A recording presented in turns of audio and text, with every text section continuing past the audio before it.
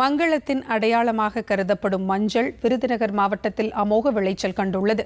தைப்பொங்கலுக்கு இன்னும் 2 வாரங்களே உள்ள நிலையில் தமிழக அரசு வழங்க இருக்கும் பொங்கல் தொகுப்போடு விரலி மஞ்சளையும் அரசே கொள்முதல் செய்து குடும்ப அட்டைதாரர்களுக்கு வழங்க வேண்டும் என மஞ்சள் விவசாயிகள் கோரிக்கை விடுத்துள்ளனர். இது குறித்த ஒரு செய்தி தொகுப்பை இப்போது பார்க்கலாம். மங்களத்தின் அடையாளமாக கருதப்படுகிறது.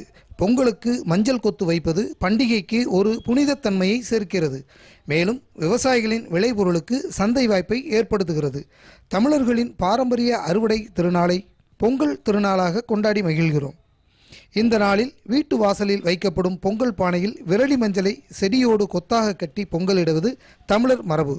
இந்த விரலி மஞ்சள் விருதுநகர் மாவட்டத்தில் ராஜபாளையம், சிறுவில்லிபுத்தூர் மற்றும் மல்லாங்கணறு உள்ளிட்ட பகுதிகளில் சுமார் 100 ஏக்கர் பரப்பளவில் பயிரிடப்பட்டு தற்போது நல்ல விளைச்சல் கண்டுள்ளதால் விவசாயிகள் மகிழ்ச்சி அடைந்துள்ளனர்.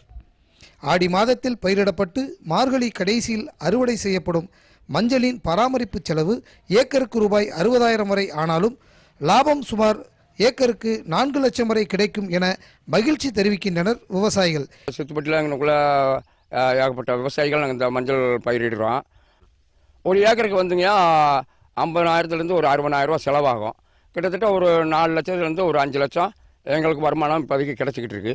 தைப்பொங்கலுக்கு கரும்பு, பச்சரிசி, வெல்லம் இதெல்லாம் கவர்மெண்ட்டு தொகுப்பாக கொடுக்குறதுல விரலி மஞ்சள் நாங்கள் பயிரிடுறதுனால அதோட இந்த விரலி மஞ்சளையும் சேர்த்து கவர்மெண்ட் வழங்குச்சுன்னா இன்னும் விவசாயிகளுக்கு இன்னும் நல்ல ஒரு மகசூலாகவும் இருக்கும். இந்த மங்களகரமான பயிரை வந்து எல்லாருமே விரும்பி பொதுமக்கள் இந்த பொங்கல் பானையில் கட்டி தான் பொங்கல் வைப்பாங்க. அதோட தான் மத்திய சர்க்கார்லேயும் எங்களுக்கு இந்த ஒரு ஆண்டுக்கு ஒரு 6,000 ரூபா கொடுத்துக்கிட்டு இருக்குது.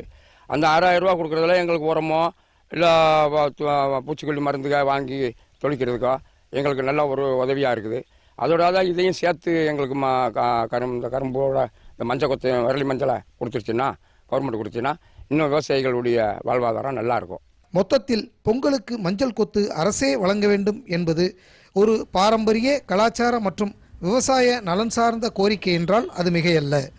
டிடி தமிழ் செய்திகளுக்காக விருதுநகர் மாவட்ட செய்தியாளர் தா. கமலக்கண்ணன்.